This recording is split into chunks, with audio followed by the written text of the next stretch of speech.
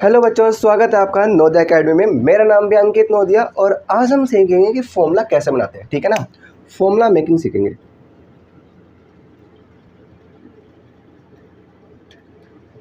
ठीक है, formula making सीखेंगे। यह है केमिकल रिएक्शन एंड इक्वेशन का बेसिक 2। हमने बेसिक मन में ये सीखा था एटम क्या होता है, मॉलिक्यूल क्या होता है। ठीक है, एटम हो गया, मॉलिक्यूल हो गया, कंपाउंड हो गया, और element, proton, sorry electron, proton, neutron. ठीक है, कैसे कैलकुलेट करते हैं, इनका चार्ज क्या होता है, इनका मास क्या होता है, ये सारी चीज़ें हमने देख ली थी। एग्जाम्पल भी दिखा दिए थे, मैंने आपको बता दिए थे। आज हम ये पढ़ेंगे, क्या पढ़ेंगे कि फॉर्मूला कैसे कैलकुलेट करते हैं। Right, okay. तो देखो, इसको निकालने के लिए मेरे को इन सब चीज़ों की ज़रूरत पड़ती है। मतलब ये सब जो है ना याद होनी चाहिए। ऐसे सोडियम पे पॉजिटिव चार्ज होता है, क्लोरीन पे नेगेटिव चार्ज होता है। आपने इतना भी पढ़ा होगा कि जितने भी हैलोजन होते हैं, जैसे क्लोरीन हो गया, ब्रोमीन हो गया, फ्लोरीन हो गया, आयोडीन हो गया, जितने भी हैलोजन हो गए उन सब पे नेगेटिव होता है। ठीक है, सोडियम की जितनी भी फैमिली होती है उन सब पे क्या होता है, पॉजिटिव चार्ज होता है। जैसे कि हेलेना की रेवोडेस फ्री, वो सब आपने पढ़ा होगा। ठीक है, तो वैसी सारी चीज़ें। अब जैसे मेरे को बनाना क्या, H2SO4। अब ये जो है ये आया कैसे, ये बना कैसे, तो इसको अपने आप तो नहीं बन गया होगा, लोगों ने बनाया होगा। तो बनाने के लिए देखो, अब मेरे पास क्या है, हाइड्रोजन। क्या हाइड्रोजन पे कितना चार्ज होता है, इसमें नहीं लिखा। तो देखो, हाइड्रोजन जो होता है उस पर प्लस का चार्ज होता है। राइट, कितना कौन सा चार्ज होता है उस पर, प्लस का। हाइड्रोजन पे कौन सा चार्ज होता है, प्लस का। हाइड्रोजन पे कौन सा चार्ज होता है, प्लस का। ठीक है, हाइड्रोजन पे कौन सा चार्ज होता है, प्लस का। कोई डाउट है? नहीं। अब देख लो, इसको लिख लो, हाइड्रोजन को लिख लो और SO4 को लिख लो। अब देखो, हाइड्रोजन पे कितने का चार्ज है, प्लस का। और SO4 पे कितने का चार्ज है, SO4 पे कितने का चार्ज है, -2 का। राइट, ठीक है।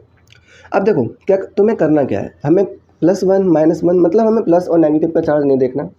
ठीक है, जब देखना जब ये दोनों, मतलब ये प्लस का बनो और ये माइनस का बनो, तो दोनों कैंसिल हो जाएंगे। अब क्या करोगे, ये जो माइनस का 2 है इसको इस तरफ ले आओ, इसकी टोपी इसके नीचे, हाइड्रोजन के नीचे, और इसकी टोपी इसके नीचे। तो बनने का कैसे है, H, ये 2 इसके नीचे आ जाएगा, H2, और 1 इसके नीचे, तो क्या हो जाएगा, SO4। ये बन गया। जैसे कुछ भी बना लो, जैसे ये क्या था, सल्फ्यूरिक एसिड था। अब बना लो नाइट्रिक एसिड। नाइट्रिक एसिड कैसे बनता है, HNO3। अब ये आया कैसे, इसको हम क्या बोलते हैं, ये है हमारा क्या, सल्फ्यूरिक एसिड। क्या ये है सल्फ्यूरिक एसिड। ठीक है, अब हम देखेंगे कि नाइट्रिक एसिड, ये तो समझ आया होगा ना। मैंने कह रहा क्या है कि हाइड्रोजन पे +1 का चार्ज होता है और SO4 पे -2 का चार्ज होता है। तो -2 का चार्ज हाइड्रोजन के नीचे आ गया और +1 का चार्ज सल्फेट के नीचे आ गया। तो क्या बन गया, ये H2SO4। कोई डाउट? अरे है क्या, बता देना। अगर हो तो भाई कमेंट कर देना। ठीक है, देखो जैसे ये क्या है, नाइट्रिक एसिड। क्या है ये, नाइट्रिक एसिड।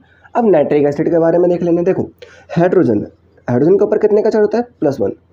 अब NO3 को देखो, तो NO3 दे रखा है, इसमें दे रखा है कितने का चार्ज होता है उसमें, -1। कितने का चार्ज होता है उस पर, -1। और जब भी मैंने बोला कि दोनों चार्जेस जब क्या हो जाए, इक्वल हो जाए, ये भी +1 है और ये -1 है, तो यहाँ पे क्या करोगे, दोनों का चार्ज को कैंसिल कर दोगे।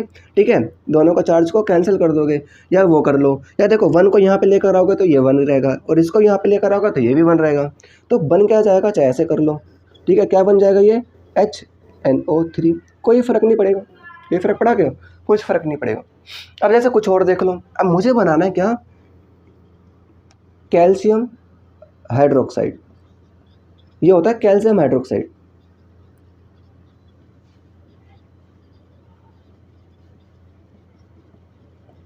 अब देखना कैल्शियम हाइड्रोक्साइड बना कैसे।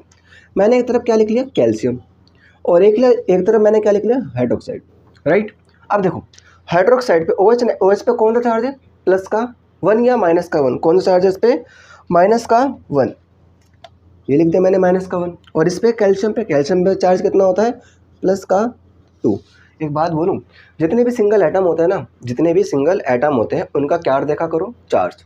ओनली उनका क्या देखा करो आप, चार्ज। अब वो आएगा कैसे, वैलेंसी से। सिंगल एटम के लिए आप क्या देखोगे, चार्ज, लेकिन वो चार्ज आएगा कैसे, वैलेंसी से। ठीक है, जैसे मैंने क्या बोला, कार्बन के ऊपर 4 पॉजिटिव का चार्ज होता है। कैसे, क्योंकि इसकी वैलेंसी 4 होती है। ठीक है। कैल्शियम पे कैल्शियम का एटॉमिक नंबर 20 होता है, तो आप इसकी वैलेंसी निकालो कितनी आ जाएगी 2 8 8 बची कितनी 2, तो 2 क्या हो गया इसका वैलेंसी भी हो गई और इस पर चार्ज भी हो गया, कोई डाउट नहीं। तो क्या करना है आपको, इसकी टोपी इसके नीचे और इसकी टोपी इसके नीचे। अब ये बन क्या जाएगा Ca। अब देखो यहाँ पे 2 एटम है, यहाँ पे क्या थे 2 एटम है। अब यहाँ पे देखो यहाँ पे तो +1 का था, तो पूरे से मल्टीप्लाई करोगे 1 को तो 1 ही रह जाएगा। अब यहाँ पे 2 एटम है, तो 2 को जब दोनों एटम से मल्टीप्लाई करोगे तो ब्रैकेट में क्या लग जाता है OH2। जैसे मुझे देखना है क्या, और कैल्शियम फॉस्फेट को देख लो, ठीक है। अब मुझे कैल्शियम फॉस्फेट देखना है, तो मैं करूँगा क्या देखना, पूरा नाम ही लिख रहा हूँ मैं अभी, कैल्शियम फॉस्फेट।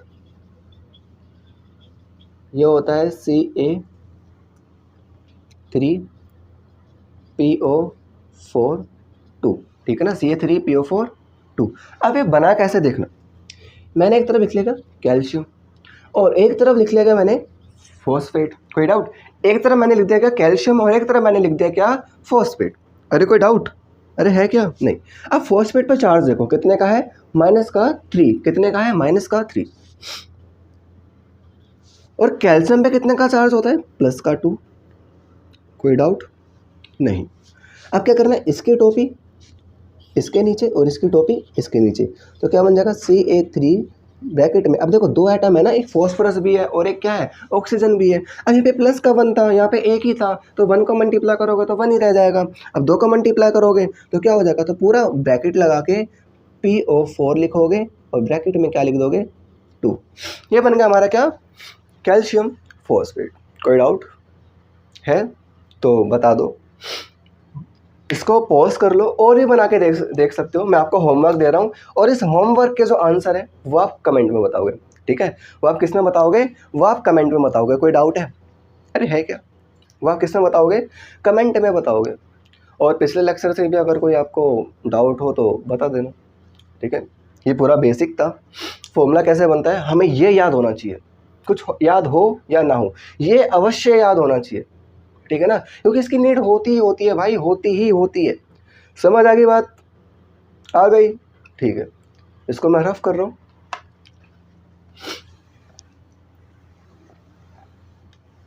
अब देखो इसके बाद जो होता है वो चैप्टर शुरू होता है, कौन सा, chemical reaction and equation. Chemical reaction and equation, जैसे मैंने अगर कोई आपको ऐसे कोई दिखा दूं, जैसे अभी नहीं, एक काम करेंगे, ये केमिकल रिएक्शन एंड इक्वेशन जो पूरा चैप्टर है इसका बेसिक तो मैंने बता दिया। बेसिक की वीडियो छोटी रखते हैं, ठीक है। पिछली बार की वीडियो हो सकता है कि 30 मिनट की हो, ये छोटी सी है, तो इसको देख कर ही अगली क्लास में आना। और जो अगली क्लास होगी वो इस चैप्टर से रिलेटेड होगी, जिसमें हम चैप्टर का बेसिक करेंगे, मतलब बेसिक ही है ये, अभी चैप्टर का बेसिक करेंगे, ठीक है ना। इसको उठाएंगे कि इसमें फिजिकल चेंज, केमिकल चेंज, ठीक है ना, और भी बहुत सारी चीज़ें होती है कि अगर केमिकल रिएक्शन हो रही है तो मतलब कैसे होती है, ठीक है, और भी बहुत सारी चीज़ें होती हैं, ठीक है ना, और इनके टाइप भी होते हैं केमिकल रिएक्शन के। तो वो सारी चीज़ें अलग से लेक्चर में समझेंगे, इसमें मैं नहीं मिक्स कर रहा हूँ, ठीक है। तो ये प्योर लेक्चर है फॉर्मूला मेकिंग का, तो आप इसको देख सकते हो, बहुत आसान लेक्चर है, ठीक है। और समझ ना आए तो आप कमेंट कर देना, क्योंकि मुझे लगता है कि मैंने सही से समझाया। कोई डाउट है नहीं है तो तब तक के लिए ओके बाय, अब हम चलते हैं, ठीक है। आप नोट कर लेना जब तक